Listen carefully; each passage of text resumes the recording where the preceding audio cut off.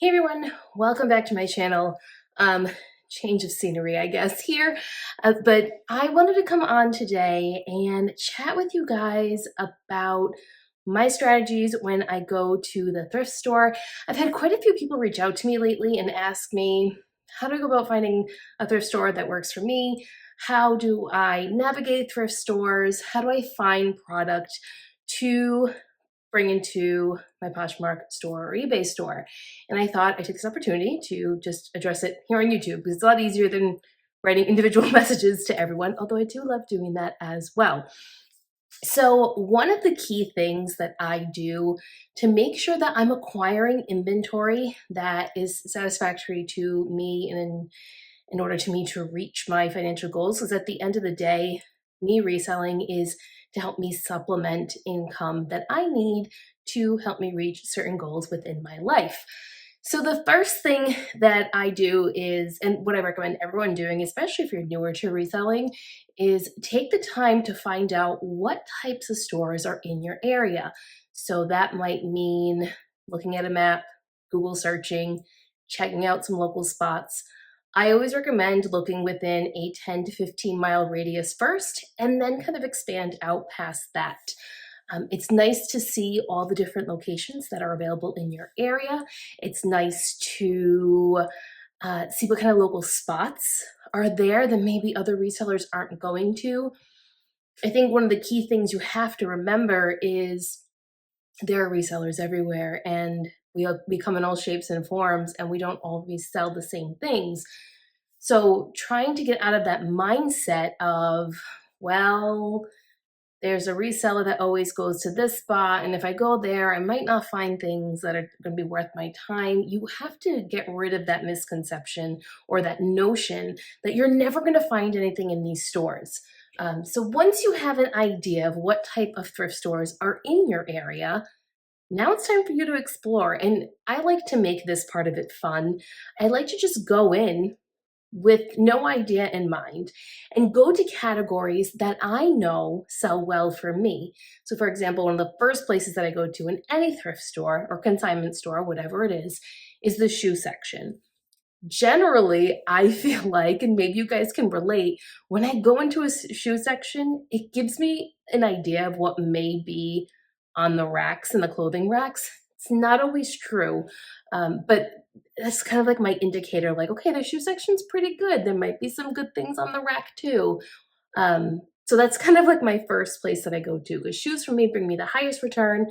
They're super easy. I enjoy cleaning shoes. I enjoy photographing shoes. I enjoy storing shoes, all of that. And I also enjoy selling shoes. The ROI on it is just great. ROI, for those who don't know, is a return on investment. It's usually very high for me. Once I'm in whatever category it is, then I start to kind of explore and investigate the store. How big is the store? How many racks do they have? Are things separated by color? Are things separated by category? What is the layout of the land? I think before you actually dive in to any location, it's really important to understand, what is the store even made up of? What are the things that they focus on? What do their rotation schedules look like? What do their stocking schedules look like? And at this point, when you're thinking about all these things and you're kind of going through the racks and getting a feel for the store, this is a great opportunity to become really friendly with the cashiers. Now, I'm not saying you have to be best friends with the salespeople, stockers, whoever it is, the managers, but I think it's okay to have a conversation and just ask them questions and ask them, so when do you usually stock? And do you have a sales schedule? And what does that look like? Where do your donations come from? Do you accept raw donations, or are you getting donations elsewhere? Like, these are just questions that any thrifter would really ask, because you want to know, you want to be able to get the best stuff. So that's definitely a tactic that I use. Another thing that I like to do when I'm in these new locations is try to figure out what type of inventory this place generally gets. Because it's hard to say that a store only gets one type of inventory, because it varies, especially if they're getting raw donations. You have no idea who's donating what, where they're getting things from. If you're in a consignment store, it's the same kind of thing. You don't know who's going to be consigning that week, that month, that day. So you don't know what type of inventory is coming in, but you generally can get a good consensus as to what type of items they have in the store. Now, if you walk into a place and you're discouraged because it's a lot of, bread and butter, mall brand type things that you may not necessarily sell, it can get a little discouraging and you feel like you wasted your time. But the way that I like to look at it is, okay, can check this place off my list. Maybe I'll go every once in a while and just see what they have, because I may be pleasantly surprised. But this is not going to be a stop that I'm going to keep on my list, on my schedule of thrifting every single week. Maybe I'll go once a month. Maybe I'll go once every 3 months. But this isn't somewhere where I'm going to go on a daily basis or weekly basis, because I'm not going daily. So once I do all this and I kind of get a feel, maybe I find a few things, whatever it is, I like to then, in my phone or when I get home in the Notes app, because I have Apple products, write a little summary. This place is located here. These are the things that I found out from the staff. These are the type of items that I generally have found. These are the items that I picked up. And then I kind of do a pros and cons. This is a place that I'm going to go to, not going to go to, whatever. Sometimes I share these with other local sellers that I'm friendly with and just kind of give them a heads up, like, hey, went here, wasn't really great. So if you're going to go, like, might not be worth it, kind of thing. Just, I think it's nice to share with those around you. I understand that we're all in competition with each other, but it's nice to just have those conversations. So that's kind of like how I get a layout of what's around me. And I think it's really smart for everyone to do that. Once I've kind of investigated all of the stores around me and I have a good idea, and I like to chunk this out. So like I may do 2 or 3 stores on a weekend, and then the next weekend I'll do another 2 or 3 stores and kind of go from there. Sometimes, before I move on to the next portion of this, sometimes these stores aren't open on the weekends, so it's hard for me. There are some local spots that I would love to go to, but they're only open during the week, and I work. And they're usually closed or closing by the time I leave work. Like I would only have a half hour or less, and it's just not worth it for me to make those jumps to go there. And I'd have to take a day out of work to really do that. And no one's to say that I'm not going to do that, but it's just harder for me. Once I've now investigated all the places around me, right? You have your list, you've kind of figured out what stores are around you, you're kind of creating a game plan about that. Then I say you start looking outside. Are there neighboring towns, cities, states that you can travel to maybe once a month, maybe twice a month, maybe once a quarter, where you can go out and get a bunch of inventory that really appeals to you? Maybe that's going to a bins that's in a different state. Maybe it's a 2 or 3 hour drive for you and you make it a weekend trip, whatever that is for you. For me, it's going into Boston, finding a day every couple of months, every 3 months. I haven't been since February, so it's been a little bit for me, but finding some time to go into a local city and testing out their thrift stores, what kind of inventory they're getting. Are they near a college? And like right now, we're at the end of May, heading into June, which is crazy. And a lot of college kids who are traveling back home are going to be dumping a lot of their stuff at the thrift store. So is this now the opportunity to go near those college towns and look at their thrifts? Like, these are the things you kind of have to think about and explore all these places that are outside of your general area. I think it's so fun to explore and to just see what else is out there. I feel like for me personally, it re-energizes me when I go to a different location, go out of state, drive the 30 miles or 40 or 50 miles somewhere and just thrift somewhere where I'm not going to see anyone that I probably know, and there's going to be different types of inventory. I don't know. For me, that's an adventure and I enjoy that part of it all. You may not, and that's fine.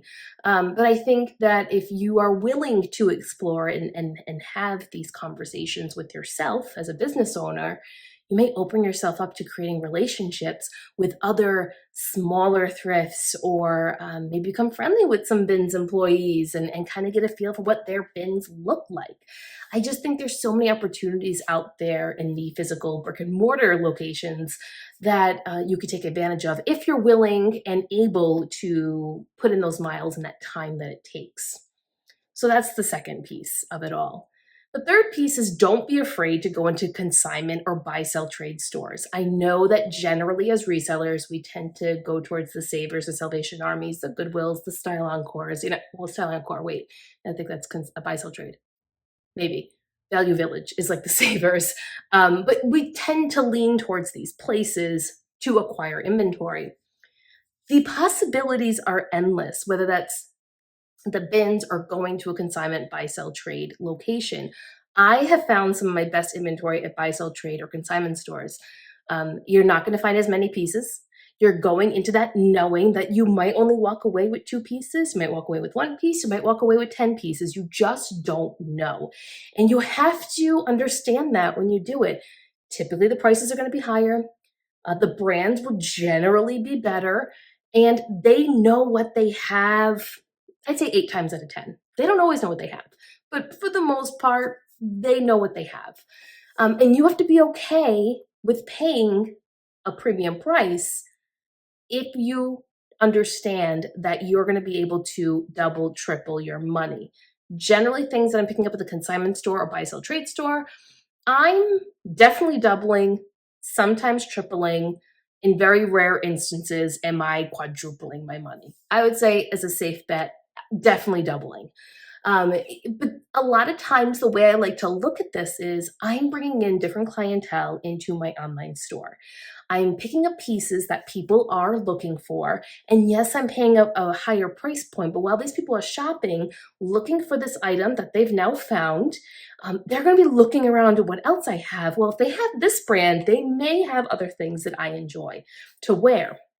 That's kind of like my mindset when I go into consignment and thrift stores. Same rules apply when you're in a consignment and thrift store. Talk to the staff that's there. Get to know what their process looks like. What type of items do they consign? If you maybe this is a new outlet for you to move inventory. Maybe you're going to consign with this place. Move some of those staler items in your closet, in your Poshmark or eBay store, and then use those credits and that money that you make to now get better inventory. So have these conversations. Tell them what you do. They know resellers exist. They know resellers go into their store. It's common knowledge to consignment and buy sell trade stores. They know this. So have those conversations, figure out if they have sales, do they mark things down, what does that all look like, and form those relationships there. I think that's so valuable. Once you've done all of these things and you kind of figure out what these stores are and which ones you want to go to, which ones are kind of like a pass, I'm not going to go here all the time, or I'm never going to go here. You really need to, and I know I say this all the time, but you really need to understand what it is that's selling in your closet so you can really create a strategic plan when you go into these thrift stores. What does that mean? That means that you need to know what categories, what brands, what they're selling at, what your bottom line is for these items, how much you can spend on these items, how much you need to make on a monthly, weekly, daily basis, and what items you need to acquire in order to hit these goals. And I know when you're newer, it's harder to think about this, and this doesn't necessarily apply to you unless you are serious about like, these are my goals and I know this is what I want. It's hard to figure that out when you're first starting, and it's okay if you don't know that yet. But I think having a general idea of what it is you enjoy sourcing. Do you like sourcing modern? Do you like sourcing vintage? Once you have that understanding, looking at your sales, what's moving without getting super technical and using all these different tools, right? What's actually moving in my closet? What are people buying? What am I getting questions on? What's going out the door? What am I getting likes? Like just kind of getting a general understanding of that will give you a better feel as to where to go when you walk into the thrift store. Do you head left? Well, in my store, it's left to the shoes and the handbags, or do you go to the right and start with, well, right now it's like sleeveless blouses and tank tops, or if you go right and down the store, it's jeans. So like, which way are you going to go? Once you have an idea as to where you're going to start, so for me, we're just going to use me as an example. I'm going to start in shoes and handbags. I'm going to scan all those areas. And then I divert to 2 places, depending on what the crowd looks like in the thrift store. I'm either going to divert to dresses and then take a gander around dresses and see what I can find, or I'm going to go right to jeans. either way, no matter which way I go, jeans first or dresses first, those 4 categories, sorry, shoes, handbags, dresses, and jeans, I am going to no matter what. If there's time and I feel like it, I will go into athletic wear. I don't always hit up this athletic wear first. I used to, but I've kind of changed and tweaked my routine because my categories are always changing as to what's selling well. And right now, athletic wear is kind of down on the list. That may change in 6 months' time. But for right now, athletic wear comes after everything else. Once I hit athletic wear, I might go through blouses, might go through sweaters, and then I kind of mosey my way out of the store. Lately, what I've been doing though is hitting up the men's shoe section after I'm done with women's handbags and shoes. Sometimes I found women's shoes like size 10, 11, or 12 in the men's section. I've found sneakers there that are women's that are in the men's section, or unisex type shoes, or shoes that have men's and women's sizing on it. So Allbirds, Hoka, and there's one more, I can't think of the name of it, but there's another brand that sometimes gets placed in the men's section, which isn't wrong, but it's men's and women's sizing. So those are the things that I do when I'm in the thrift store. I think having a plan and being efficient with your plan makes for an easier sourcing trip. I'm someone who's always on a schedule. I'm always like, gotta go here, here, here, here, do all these things. Like, it's hard for me to just leisurely stroll a thrift store. Now, if you don't work a full-time job outside the home like me, it's much easier for you to just go to a thrift store and you don't necessarily have to have a plan unless you intend to hit up a bunch of different places all in that one day and you kind of want to stay structured in that sense. If you're just going to have fun, then that's great. You don't have to watch this video. How about that? You can just click off right now, but hit the like button before you leave. But it's easier for me as someone who is very type A, very structured, very much a Capricorn in every way, shape, and form, to have that plan. So in every thrift store, I know this is what I'm gonna do. I usually give myself 15 minutes to figure out, is it gonna be worth it for me to stay here? And if within that 15 minutes, I have a good gauge and it's like, just get out and go somewhere else, I'm out the door. I don't wait for them to stock again. I gotta go. Next spot, let's see what I can find the next location. And some people might be saying, well, you might be missing out on some really great opportunities. And I'm sure that's true. But I just don't have all day to sit and to do all of that. And this is where, for me, it's really important to have a plan. Now, if you're newer, and I know a lot of my viewers are newer, it's hard to figure out where to go first, and it can get super overwhelming. And I think the best thing that I can tell you is, if you're just starting out, is pick one category, just one. Focus in on that one category, get good at that one category, understand the ins and outs of that category, and just focus on that section of the thrift store. Don't focus on anything else.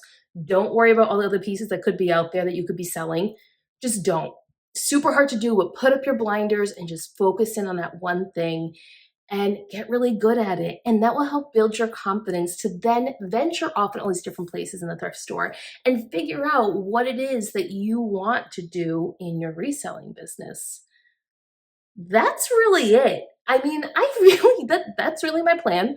I create my plan as to, these are the thrift stores that are really good for me. This is where I find the majority of my stuff.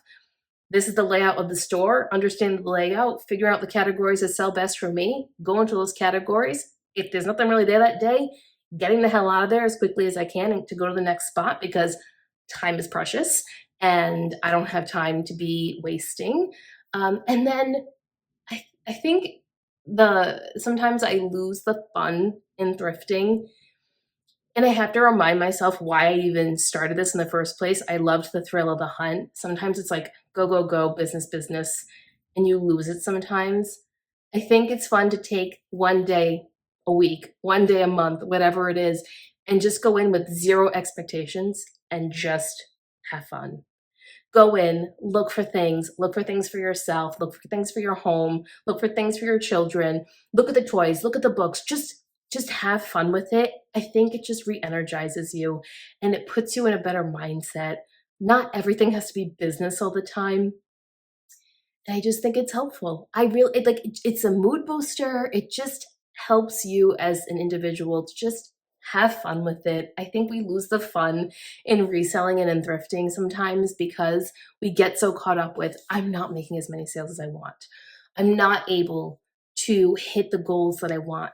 I'm not finding the product that I need. Maybe you got to switch things up. Maybe the categories that you're looking at, you need to switch. You need to look somewhere else. So there's always an adventure when it comes to reselling, but I hope this was helpful to all of you who've been asking questions about creating a strategy to go into the thrift store. Let me know down below in the comments what your strategy is when you're in the thrift store. How do you figure out what thrift stores to go to? Let's help each other out. And I will talk to you guys next time. Bye.